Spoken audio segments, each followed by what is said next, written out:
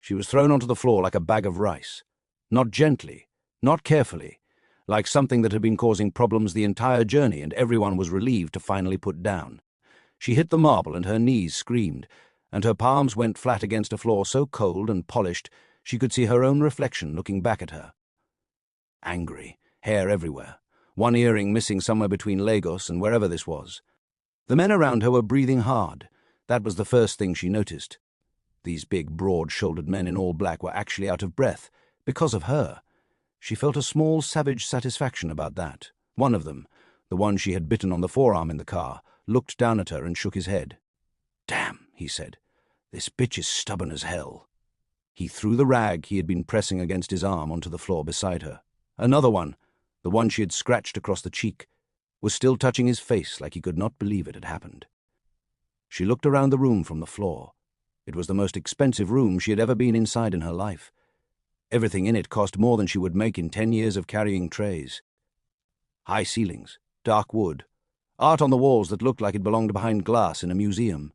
Floors so polished the chandeliers above reflected in them like a second sky. And at the far end of the room, a man, sitting at a long table, eating an apple. He had not looked up when she came in.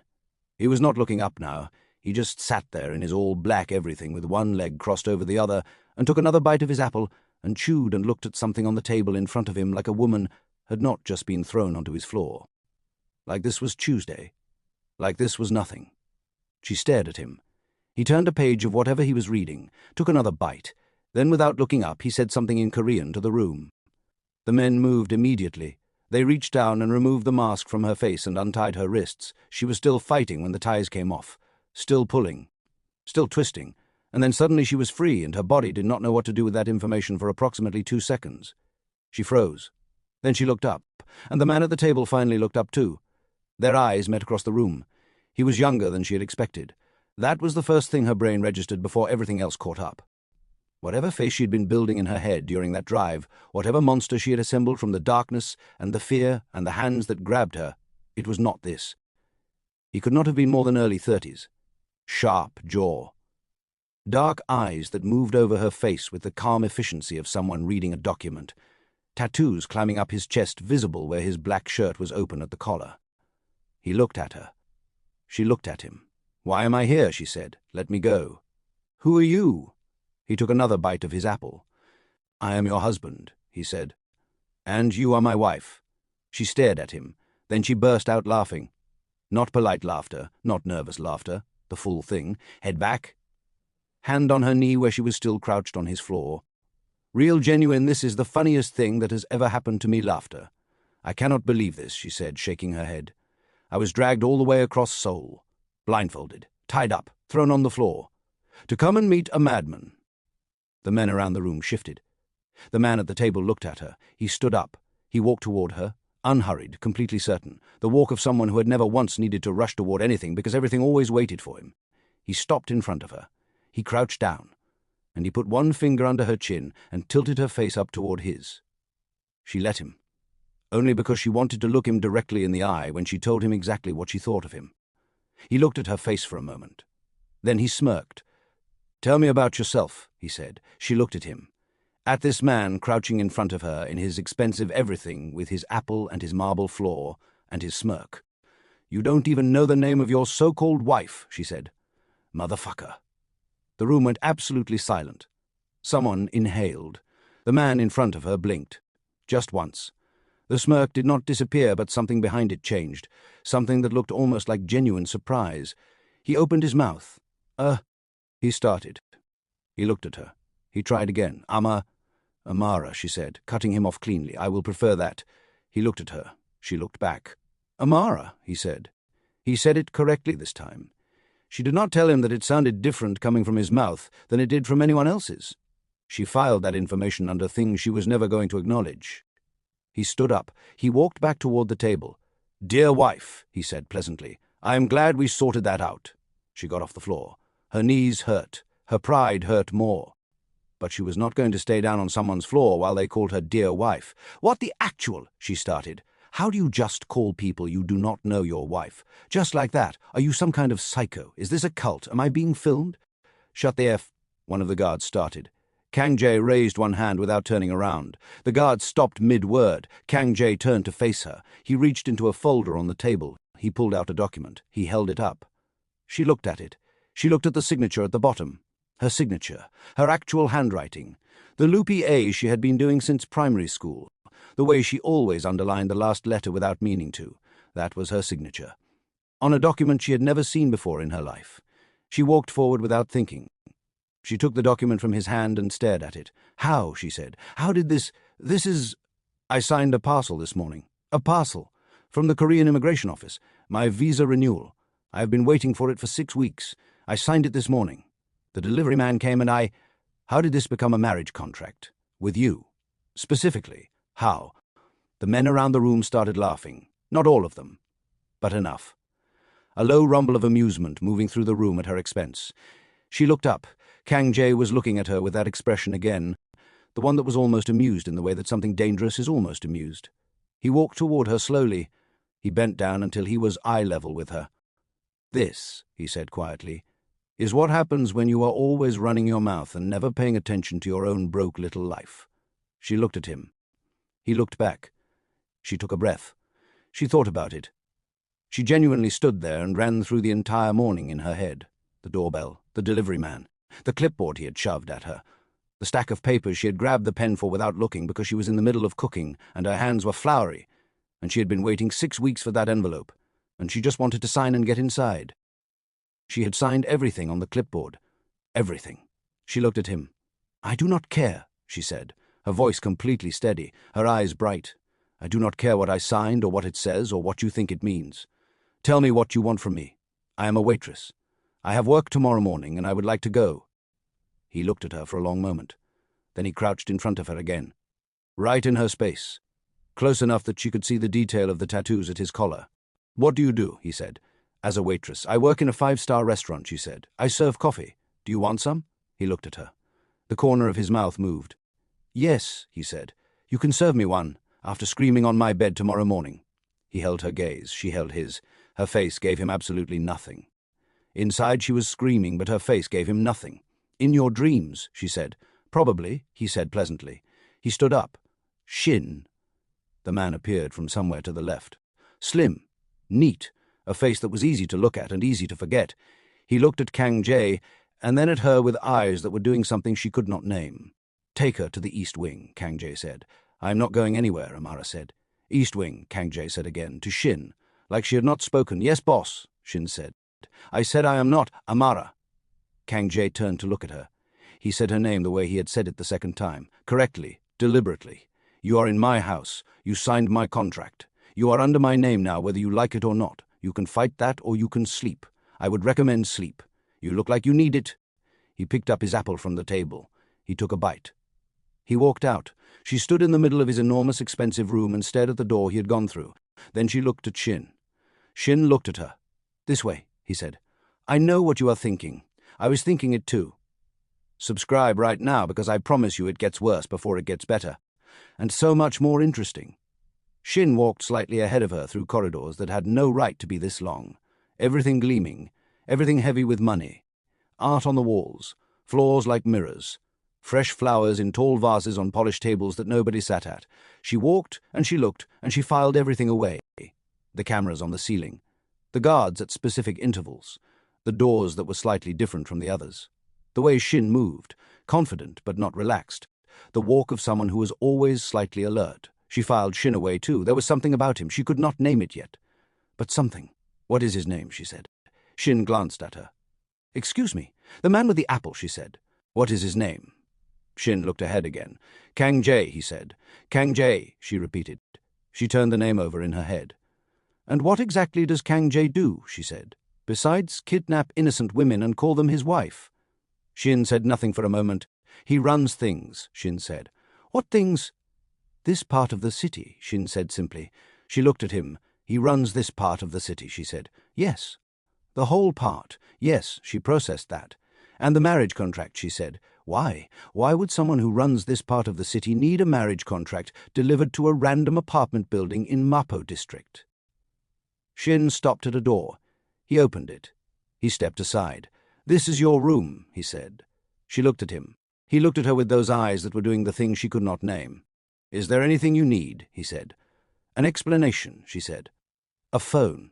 A way out. There is clothing in the wardrobe," he said. "Bathroom through that door. Someone will bring food." He pulled the door closed behind him. She stood in the center of the room and looked at everything around her. It was larger than her entire apartment. A bed that looked like sleeping in it might actually fix things that were broken in her spine from years of carrying trays. Floor-to-ceiling windows looking out at a city blazing in the dark below. She walked to the window. She looked out at Seoul. Seoul stretched below her in the dark. Lights everywhere.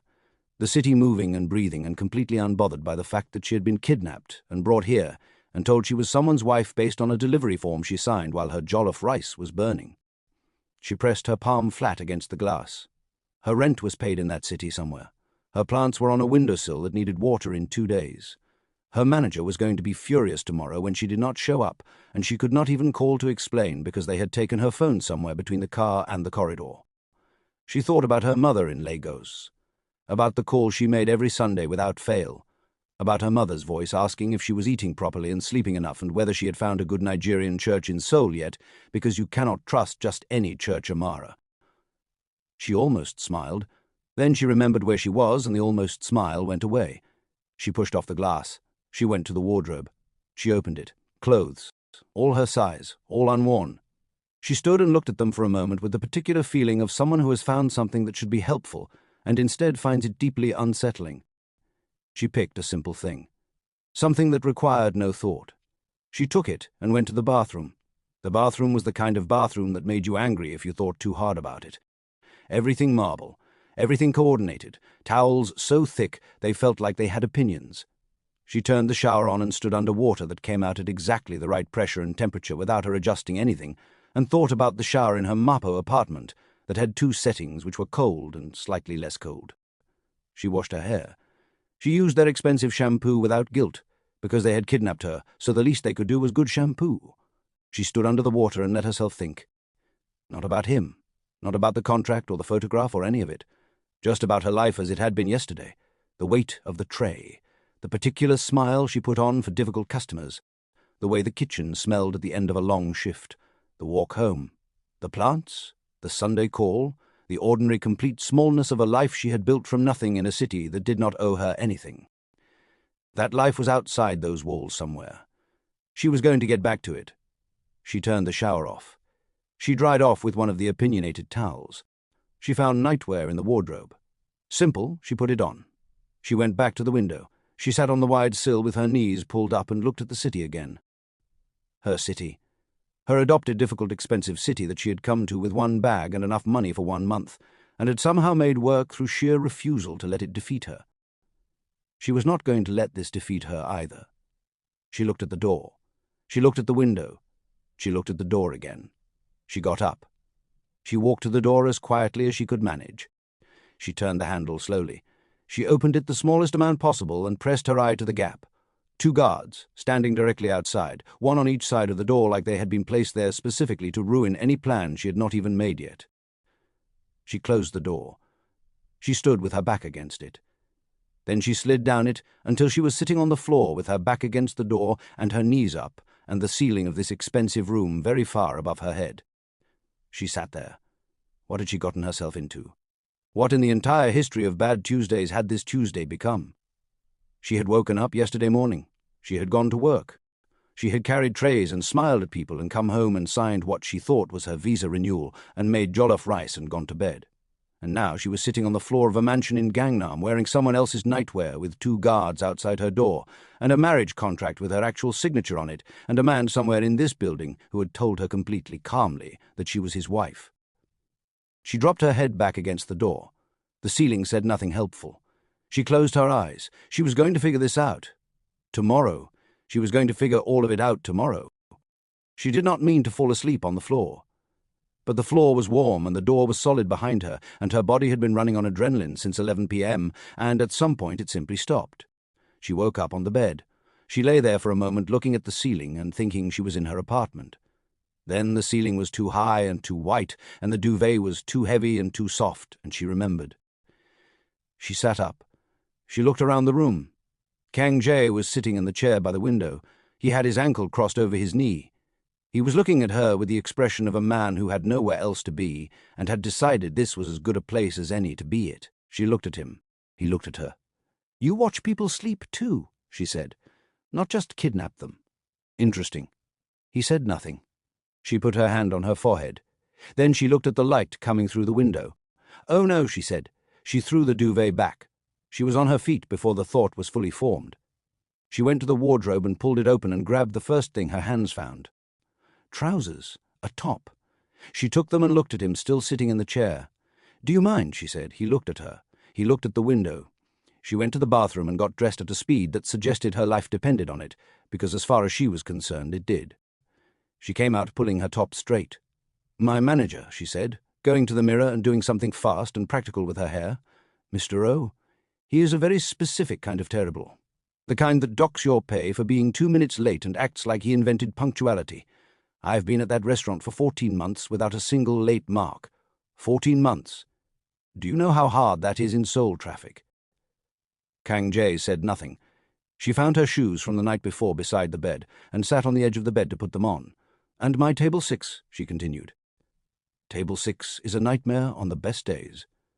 There is a man who comes in every Thursday who orders his coffee at exactly 68 degrees. Not hot, not warm, 68 degrees. And he sends it back if it is 67. I have a system for that man. Nobody else knows the system. If I am not there today, he is going to make whoever serves him absolutely miserable, and they are going to blame me, even though I am the one who is not there." She stood up. She smoothed her top. She looked at herself in the mirror once. Then she picked up her bag from where she had left it the night before and walked to the door. She put her hand on the handle. She turned it. It did not move. She turned it again. Nothing. She stood at the locked door for a moment. Then she turned around. Kangj was lighting a cigarette. He did it the way he did everything. Unhurried. Certain. Like the cigarette had been waiting for this exact moment, and he had simply arrived at it. He shook the lighter once and put it in his pocket. He took a slow drag. He looked at her through the smoke with those dark, unbothered eyes. She looked at him. At the cigarette. At the locked door behind her. At the window showing a soul morning she was not going to be in. "You locked it," she said. He said nothing. "From inside," she said. "You are sitting inside the room, and the door is locked." He took another drag. "That is not legal," she said. "Amara," he said, her name in his mouth the way he said it, like he had decided it belonged there. "What?" she said. "Sit down," he said. "I have work," she said. "You had work," he said. "Shin handled it yesterday. Mr. O has been informed you will not be returning." She stared at him. "Not returning," she said. "As in ever. As in for the foreseeable future," he said. "I need to get to work," she said. "If you could point me to the exit, that would be wonderful. I will be back this evening. I am not running away. I just have a shift. I told you last night. 6 a.m. I am already 20 minutes late, which means my manager is going to—" "You were kidnapped last night," he said. "I am aware," she said. "You slept in my house, also aware. I told you that you are my wife." "You did say that," she said. "I chose not to accept it. Now, exit, please." Kangj stared at her. Something moved in his face, something that in a different man on a different day might have been amusement. "This one," he said quietly. "To no one. To the corridor. To the universe. This one is a thorn. I prefer determined," she said. "Now you going to let me leave, or do I start screaming? Because I will. I have very good lungs. 5-star restaurant. You learn to project." "You are not going to work Amara," he said. "I need that job," she said. "I have rent. I have a mother in Lagos who needs money every month. I have a phone bill and a transport card and responsibilities that did not disappear because you decided I was your wife, based on a document I signed by accident while my jollof rice was burning." He looked at her. She looked back. "Shin," he said. Shin appeared. "Call her workplace," Kangj said. "Tell them she will not be coming in, indefinitely. Handle whatever needs to be handled." "Yes, boss." "And her rent," Kangj said. "Find out the amount. Pay it." Amara opened her mouth. "Her mother in Lagos," Kangj continued. "Find out what she needs. Handle it." He looked at Amara. "Satisfied," he said. She stared at him. "You cannot just—" "I just did," he said. "Anything else?" She closed her mouth. She thought about it. "My plants," she said. "I have 2 plants on my windowsill. They need water every 3 days." Kangj looked at her for a long moment. "Shin," he said. "The plants," Shin said. "Yes, boss?" Then she turned and walked back into the bedroom and sat on the bed. She pressed her hands flat on her knees. Her heart was doing something it had no business doing. She told it to stop. It did not listen. You see this man? You see what he just did? Subscribe right now. Like this video. Share it. Because what happens next in this house is going to make you lose your mind completely. He moved back to his seat and sat down, staring at her with cold, deliberate eyes. How long have you been sitting here watching me sleep? She said. Long enough, he said. That is creepy, she said. This is my house, he said. And I am a person, not a painting, she said. You cannot just sit and stare at people sleep. I was not staring, he said. I was observing. What is the difference? Staring is rude, he said. Observing is strategic. She looked at him. You are strange, she said. You bit one of my men, he said. We are all strange here. She almost laughed. She stopped herself before it came out. He saw her stop it. Something moved at the corner of his mouth. He reached into his jacket pocket. He did not look at her when he did it. Just reached in casually the way you reach for something you have been carrying all morning and have been waiting for the right moment to use. He tossed the photograph onto the bed in front of her. It landed face up. She was opening her mouth to say something about the plants, or Mr. O, or the locked door, or any of the 17 things she had queued up to say. She stopped.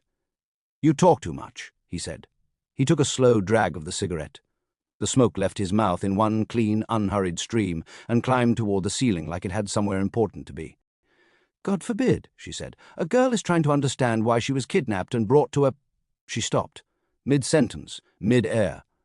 Her eyes had dropped to the photograph on the bed. She looked at it. Her face did something she did not give it permission to do. Just for a second. Just 1 second where everything she had been holding together slipped. She pulled it back immediately. She looked up. He was watching her through the cigarette smoke. He had seen it.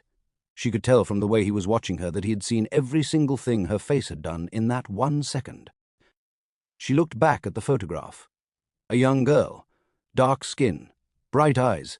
A smile that took up her whole face. She knew that smile. She knew exactly whose smile that was. Her chest went very still. She thought fast. She made a decision in 4 seconds flat. These people had found a photograph of Amaka, which meant they had been the on hunting for her. They had found her apartment building and come for her, which meant they were closer than Amaka knew, which meant Amaka was in more danger than either of them had realized. And the only way Amara could pull that danger away from her friend was to stand right in front of it and say, "Come for me," instead. She could handle herself. Amaka could not. She had always known that. She looked up at him. "Where did you get this?" she said. Her voice was different now, quieter. Something in it that had not been there before. He noticed immediately. His eyes sharpened slightly. He took a slow drag of the cigarette. The ember glowed orange. The smoke left his mouth in one long, unhurried stream.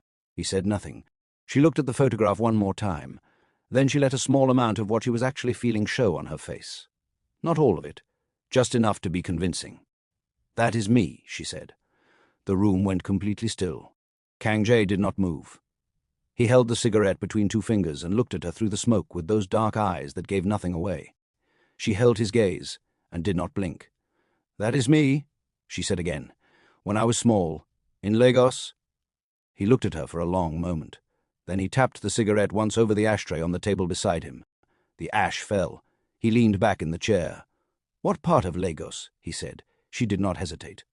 "Surulere," she said, because Amaka had told her that, sitting on their shared mattress on a cold soul night 3 years ago, talking about home the way people talk about home when they are very far from it and not sure they are ever going back.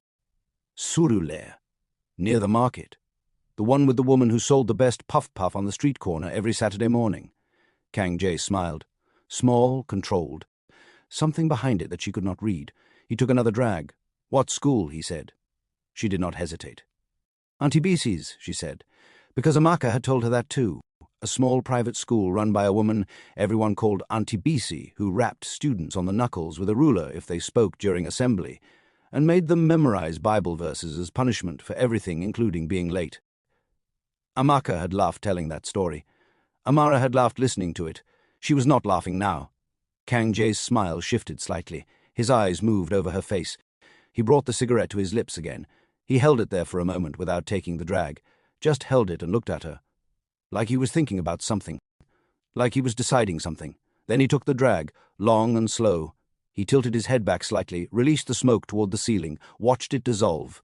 Then he looked at her directly. "One more," he said. "Go ahead," she said. He looked at her.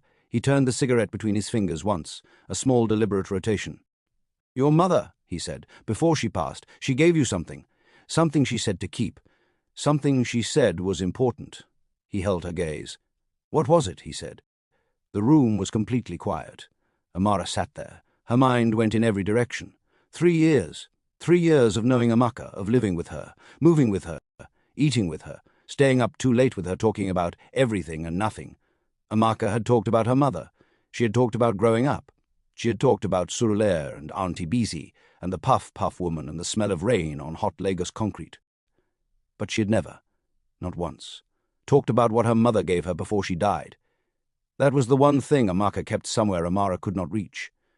She sat there with her mouth slightly open and nothing coming out. The cigarette smoke drifted between them. Kangj watched her. His face was doing something complicated. The doubt that had been sitting behind his eyes this whole time was still there. But something else was there too now. Something quieter. Something that looked almost like the answer to a question he had already known. He took one last drag. The cigarette burned low between his fingers. He tilted his head back, released the smoke slowly. He looked at her, and he smiled, not the smirk, not the cold performance. Something smaller and sadder and completely real. "I've doubted you," he said quietly. He looked at the cigarette. "From the very first night they brought you through that door." She lied. He knew. And now they are both sitting in a room full of things neither of them has said yet.